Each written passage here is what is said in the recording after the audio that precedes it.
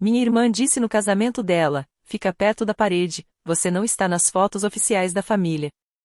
Eu não estava atrasada, não estava mal vestida, nem tentando aparecer. Eu só estava ali, como sempre, um pouco fora do quadro. Quando fui ao meu lugar marcado, mesa 6, cadeira 3, uma moça loira, brilhosa, mastigando chiclete, já estava sentada. Ela disse que falaram que estava livre. Era acompanhante do primo da noiva, nem da família era. Perguntei ao garçom se havia outra cadeira, ele deu de ombros.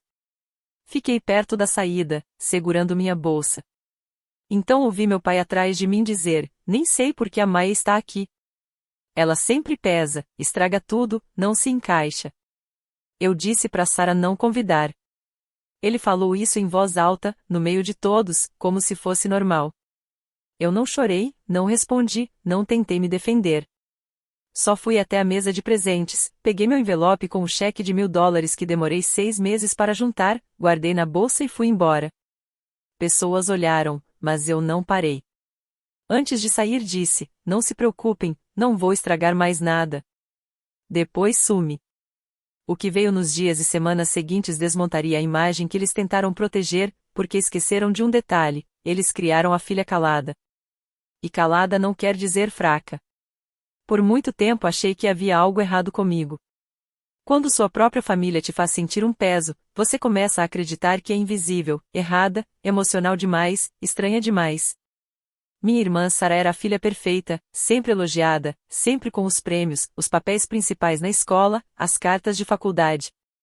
Ela brilhava. Eu não. Eu não estava com ciúmes, eu estava cansada. Cansada de ser a sombra dela. Cansada do meu pai esquecer meu aniversário 2 vezes.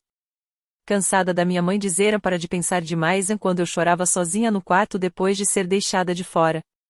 Eu tirava boas notas, nunca quebrei regras, ajudava em casa sem ninguém pedir. Mesmo assim, eu era a filha que eles esqueciam de apresentar. Ah, essa é a Maia, nossa outra filha. Eu paguei minha faculdade com meu próprio trabalho, enquanto a Sara teve tudo pago numa universidade particular. Ela sempre tinha potencial. Eu era só a prática. Me formei, comecei a trabalhar em escritório, freelas, bicos. Juntava meu dinheiro quieto. Sara ficou noiva de um homem cuja família fazia festas de revista. O casamento foi planejado em 6 meses. Todos participaram, menos eu. Não me chamaram para ser dama de honra, não fui às provas de vestido, não recebi nenhum convite bonito. Só um texto: pode confirmar presença online? Espero que esteja livre nesse fim de semana. Essa era minha irmã mais nova. Tentei me convencer que era coisa da minha cabeça, que eles estavam ocupados. Mas depois veio o comentário da parede, o lugar ocupado, e meu pai dizendo que eu não merecia estar lá. Naquela hora eu percebi, eu passei anos tentando ter um espaço numa sala onde nunca houve cadeira para mim. Então peguei o que era meu, minha escolha, minha voz, meu envelope, minha saída. E eles não sabiam que eu não estava só indo embora, eu tinha algo que eles não esperavam, uma vantagem. E eu inteligência artificial usar. Eles nem perceberam na hora. Eu saí antes da primeira dança, do bolo, dos discursos. Talvez pensaram que eu estava sendo dramática, ou que saí sem fazer barulho. Meio certo, meio errado. Eu não tinha só saído da festa, eu tinha saído da história deles. 2 dias depois, recebi uma mensagem da Sara: oi, sexta que você foi embora cedo. Tá tudo bem? Não respondi. Ela não insistiu. Depois foi minha mãe: espero que não tenha levado a sério o que seu pai disse. Você sabe como ele fica quando bebe. Mas ele tinha falado antes de beber. Eu lembrava. A voz não estava embargada. A cabeça não estava confusa. Só o coração. Mesmo assim, não respondi. No final da semana, começaram as ligações. Uma tia: sentimos sua falta no almoço. Ainda está chateada com o erro da cadeira? Um recado do meu pai, curto: você podia ter falado antes de sair. Foi uma vergonha para sua irmã. Ninguém perguntou se eu estava bem. Ninguém perguntou o que eu sentia. Eles só queriam saber porque as fotos não pareciam certas sem mim. Porque não havia um envelope com meu nome na caixa de presentes. Então veio o clima estranho pós-casamento. O fotógrafo já tinha postado as prévias numa galeria privada. Sara compartilhou no grupo da família no WhatsApp. Eu não aparecia em nenhuma foto, nem na cerimônia, nem nas fotos da família, nem mesmo encostada na parede. Um primo me mandou mensagem: Ei, eles pediram para você não sair nas fotos? Achei estranho. Não confirmei nem neguei. Respondi: eu nunca fiz parte do plano. Ele não respondeu, mas 3 minutos depois, Sara me removeu do grupo. Isso deveria doer, mas não doeu. Porque pela primeira vez, o silêncio era meu, não algo feito contra mim, mas uma escolha minha. Uma semana depois, minha chefe me chamou na sala dela. Ela tinha estado no casamento, não como convidada, mas como consultora. Ela trabalhava com contratos de eventos como negócio paralelo. Eu nem sabia que ela estaria lá. Ela fechou a porta e me olhou com atenção. Você está bem? Eu assenti. Eu vi como eles te trataram, sabe? Eles nem te reconheciam. Foi como ver alguém ser apagado da própria família. Engoli seco. Ela abriu a gaveta, tirou uma pasta e disse: eu sei de uma coisa que você não sabe.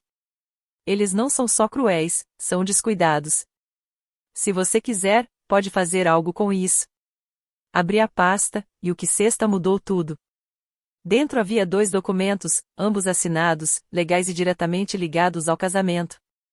O primeiro era um contrato de aluguel do local, com Sara e o marido como responsáveis, mas também com o nome da minha chefe como dona da propriedade onde foi a recepção.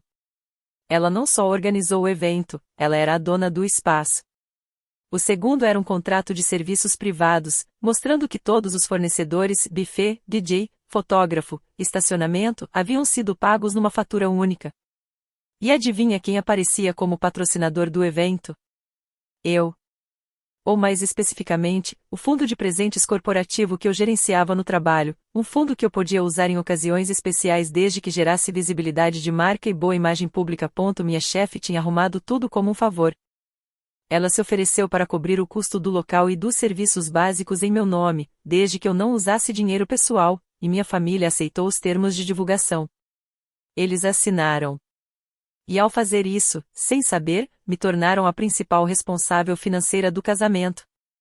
Eu paguei pelo local, DJ, comida, estacionamento, até as lembrancinhas.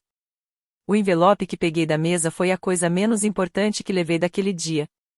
Minha chefe sorriu enquanto eu processava tudo em silêncio. Você pode não fazer nada.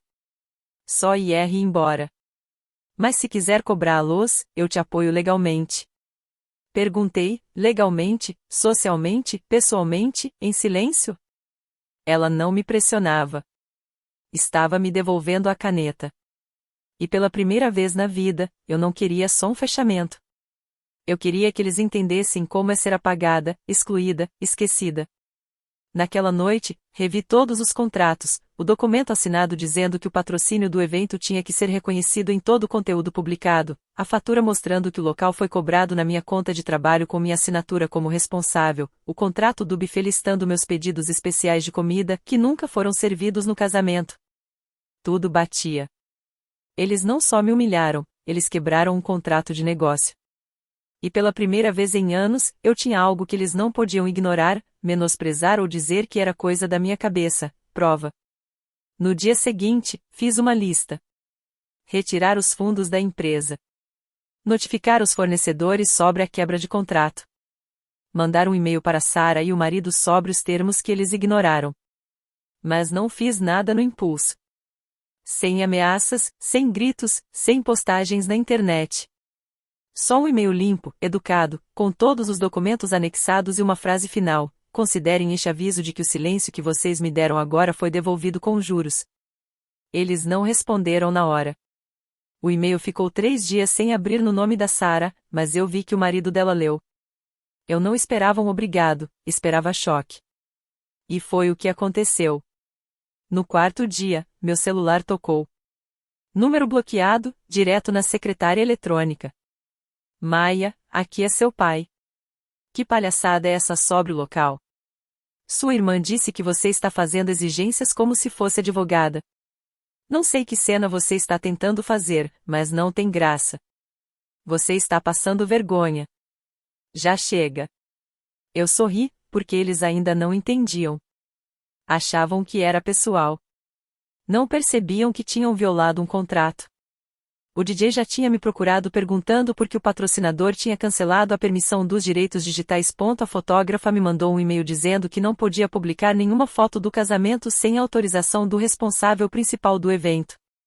Essa pessoa era eu. O álbum que Sarah passou horas montando nas redes sociais sumiu. Foi tirado do ar porque meu nome não estava lá, mas foi meu dinheiro que pagou. Não respondi ao meu pai. Em vez disso, mandei um segundo aviso, agora pelo advogado da minha chefe, um alerta formal sobre quebra de contrato e uso indevido de patrocínio. O tom era profissional, frio, sem raiva, mas duro como um martelo. O silêncio que veio depois me disse tudo. 2 dias depois, recebi um e-mail de Sarah. Sem assunto, só, por que você está fazendo isso? Sem desculpas, sem responsabilidade, sem reconhecer as fotos, o lugar ou as palavras do meu pai. Só confusão, porque pela primeira vez na vida eu tinha algo que ela queria. Não respondi na hora. Fui dar uma volta, peguei um café, sexta uma menina abraçando a mãe na porta de uma livraria. E então entendi. Eles não estavam arrependidos. Eles estavam com medo. Medo de que a filha descartável não fosse descartável. Medo de que aquela que sempre ficou de lado agora estivesse no centro de tudo. Então respondi, não com raiva, mas com precisão. Você perguntou por que estou fazendo isso. Não estou. Foi vocês. Vocês assinaram os papéis. Vocês aceitaram o dinheiro. Vocês me excluíram. Eu só estou fazendo valer os limites que vocês mesmos escreveram. Vocês disseram que eu não merecia fazer parte da história de vocês. E eu aceitei isso. Terminei com uma frase: vocês podem ficar com o dia, mas não com a imagem. Em uma semana, os posts do casamento sumiram. As marcações de fornecedores foram retiradas. Os direitos das fotos cancelados. E Sarah ficou calada, porque pela primeira vez, ela não conseguia me cortar das fotos sem perder tudo junto. A consequência não foi explosiva, foi silenciosa. E-mails sem resposta, fotos nunca republicadas, fornecedores cancelando a reportagem de revista pós-casamento por falta de autorização. Eu não precisava mexer um dedo. Eles mesmos se destruíram. Uma semana depois do meu último e-mail, minha mãe ligou. Não atendi. Ela deixou um recado, a voz trincada, como se escolhesse cada palavra entre os dentes. Maia, não sei do que isso realmente se trata, mas você já fez seu ponto. Acabou. Podemos seguir em frente e agir como uma família de novo? Agir. Essa foi a palavra que ficou. Porque foi só isso que sempre fizemos, agir como se fossemos próximos. Agir como se eu fizesse parte. Agir como se eu nunca estivesse machucada. Ela não pediu desculpa. Não disse a você estava certa. Só queria que as consequências acabassem sem reconhecer a causa. Isso não é um pedido de desculpa. É um botão de reset. E eu não inteligência artificial apertar.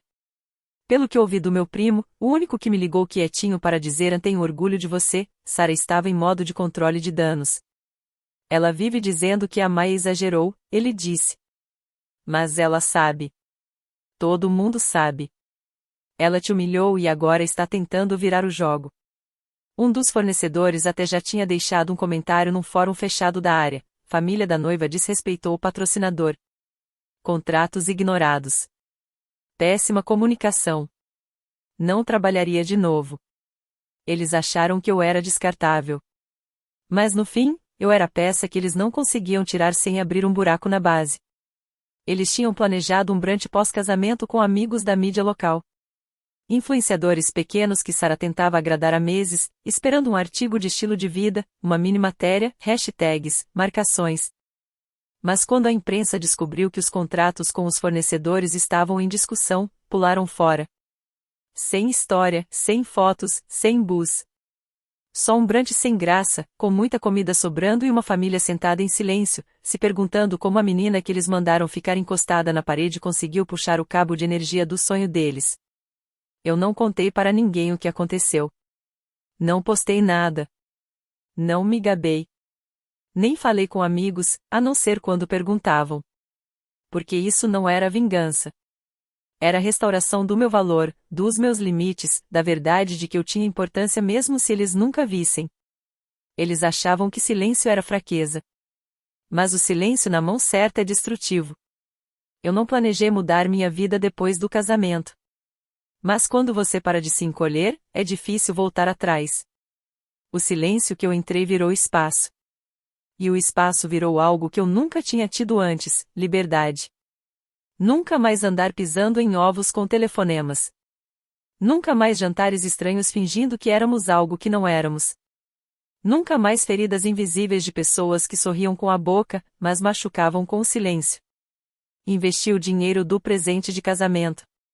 Não só o envelope que peguei de volta, mas todo o valor que tinha sido direcionado pelo fundo da minha empresa, agora redirecionado com autorização. Comecei um projeto que eu guardava há anos, um programa de design comunitário para jovens mulheres de origens subrepresentadas. Meninas como eu, aquelas que as pessoas ignoram até que não dá mais. Nos reuníamos toda semana, ensinávamos habilidades uma à outra, montávamos portfólios, compartilhávamos histórias, criávamos coisas que importavam. O programa cresceu mais rápido do que eu esperava. Na primavera já tínhamos interesse de patrocinadores. No verão, eu saí do meu antigo trabalho e entrei em um cargo de liderança que nunca pensei conquistar sozinha, mas consegui, porque não estava mais esperando ser incluída. Eu mesma estava construindo a mesa. Meu apartamento também mudou. Comecei a trocar coisas, não porque precisava, mas porque queria. Luminárias, cobertores, quadros. Enchi o espaço de suavidade, cores e risadas de novos amigos que não me conheciam como a irmã da Sara, mas apenas como a Maia. Pela primeira vez, tive pessoas em casa que me viam de verdade. Não pelo que faltava na minha vida, mas pelo que eu estava me tornando. Uma tarde, meses depois do casamento, passei por uma cafeteria que Sara tinha marcado no Instagram como encontro de irmãs. Era um post em que eu não aparecia, só 2 xícaras de cappuccino e a legenda "Ela me entende". Antes aquilo doía.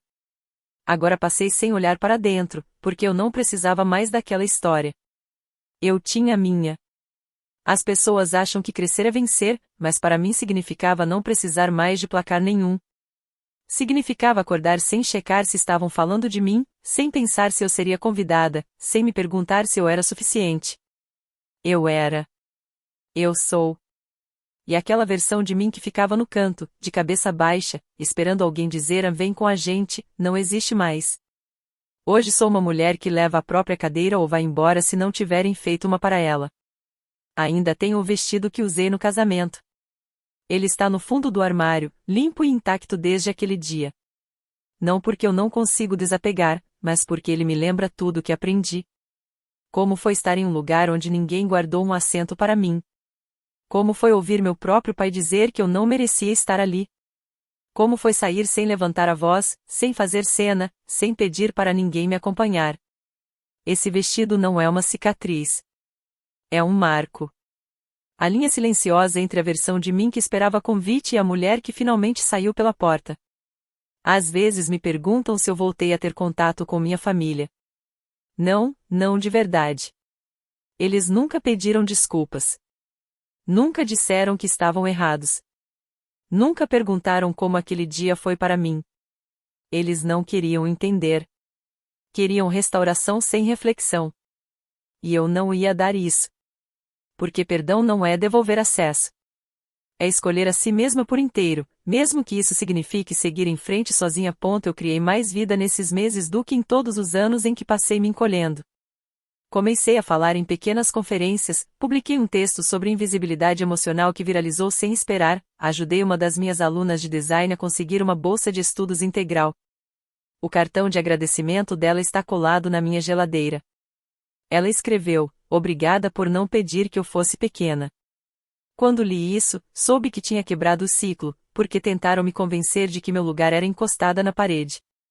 Mas eu nunca fui feita para o fundo. Só fui criada por pessoas que tinham medo do que aconteceria se eu brilhasse. A última vez que ouvi da Sara foi uma mensagem de texto com 6 palavras: "Você fez seu ponto." Acabou. Ela quis me punir. Eu li como liberdade.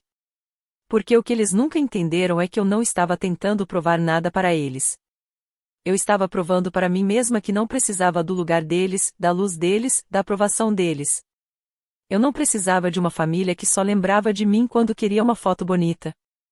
Eu precisava de paz. E agora eu tenho. Às vezes ainda penso no casamento, na música, nas luzes, nas risadas. Me pergunto se eles notaram que, mesmo com tantos convidados, danças e festa, algo faltava. Não porque eu gritei, não porque fiz drama, mas porque quando a pessoa quieta vai embora levando sua presença, seu esforço, sua energia e sua bondade, o vazio ecoa mais alto que qualquer brinde. E hoje eu não preciso aparecer na foto para saber que fui eu quem tornou o quadro possível. Fui eu que tornei tudo possível. Eles só olharam para o outro lado tempo demais para perceber.